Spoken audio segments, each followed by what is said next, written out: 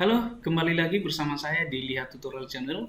Kali ini saya akan memberikan tutorial seputar Flutter bagi kalian yang mengalami kesulitan ketika menjalankan emulator atau virtual device. Sebagai contoh di sini, ketika kita sudah membuat program, kita akan melakukan debug atau running program tersebut melalui Android Virtual Device. Nah, kita akan menjalankan Android Virtual Device-nya dari sini. Kemudian kita klik play di sini. Nah, akan muncul pesan error unable to locate ADB. Nah, jika muncul pesan seperti ini tentu kita sudah tidak bisa lagi melakukan running program atau mendebug program yang sudah kita buat. Nah, gimana solusi untuk mengatasi ini? Caranya sangat gampang. Simak terus video ini, jangan kemana-mana, dan jangan lupa untuk selalu like video ini dan subscribe dan share kepada teman-teman kalian jika video ini bisa membantu permasalahan kalian. Oke, saya okekan di sini. Kemudian saya masuk di project ini. Untuk mengatasi persoalan tadi, kita harus melakukan sedikit pengaturan pada folder Android. Kita langsung masuk ke folder Android ini di sebelah kiri. Ini saya klik. Kemudian di folder Android, kita buka di folder app yang ini.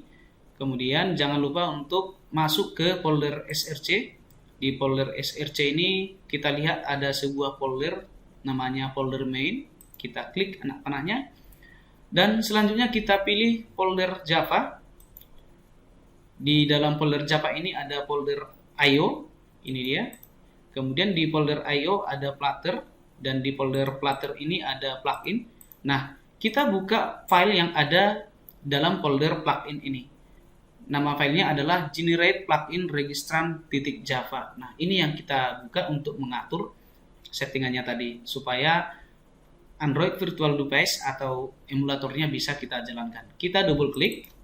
Nah, di sini kita perhatikan di sudut kanan atas ini ada tulisan Setup SDK. Nanti kita klik aja langsung di bagian Setup SDK.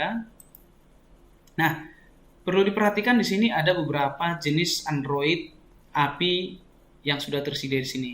Kita usahakan versinya sama. Kalau kita perhatikan di sini ada versi 11.0.10. Semuanya hampir sama ya teman-teman. Nah, coba kita lihat di Android Studio kita tadi yang di APD-nya atau Android Virtual Device. Yang mau kita jalankan adalah Android 11. Maka yang kita pilih di pengaturan ini, yang di sini tadi Setup SDK ini, kita pilih salah satu yang cocok dengan emulator yang akan kita gunakan. Nah, sebagai contoh di sini saya pilih Android API 31 platform version. Nah, yang ini saya klik. Oke, di sini ada proses sinkronisasi. Oke, jika sudah, kita langsung simpan, Ctrl S, kemudian kita close lagi. Kita close lagi jendelanya ini. Kita close, exit.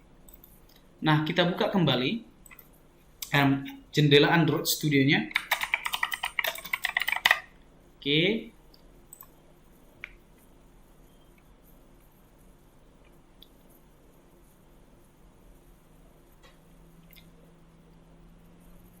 Oke, ini dia terakhir project tadi yang akan kita jalankan. Coba saya pilih di APD Manager. Di sini kita jalankan yang pertama ya, Android 11 yang di atas ini. Kita klik tombol play-nya.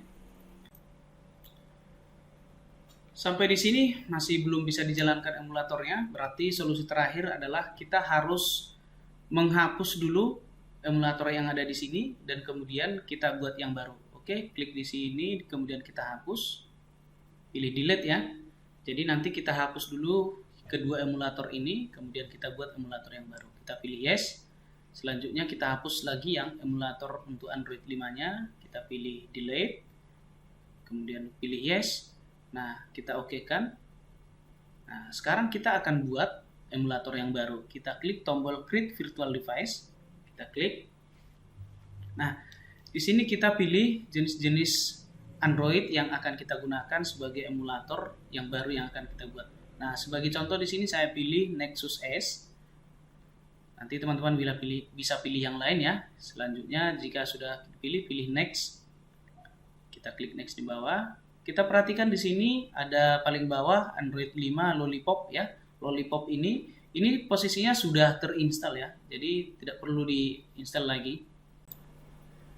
Kemudian di sini kita lihat di bagian Android 10 ya, yang tulisannya key. Nah, di atas ini jelas dia belum terdownload, maka jika kita ingin menggunakan yang versi 10 ini, Android 10, maka kita harus mendownload terlebih dahulu. Nah, kita klik tombol download. Nah, kita tunggu proses downloadnya. Nah, untuk proses ini, maka perangkat atau laptop dan PC yang kita gunakan ini harus sudah terkoneksi dengan internet. Kebetulan untuk ukuran file ini lumayan besar ya teman-teman. Di sini ukurannya 1,1 GB, maka membutuhkan jaringan yang lumayan kencang juga. Kebetulan yang saya gunakan di sini lumayan cepat jaringannya, jadi tidak menunggu terlalu lama untuk proses downloadnya. Oke, kita tunggu di sini. Sedikit lagi sudah hampir selesai. Oke.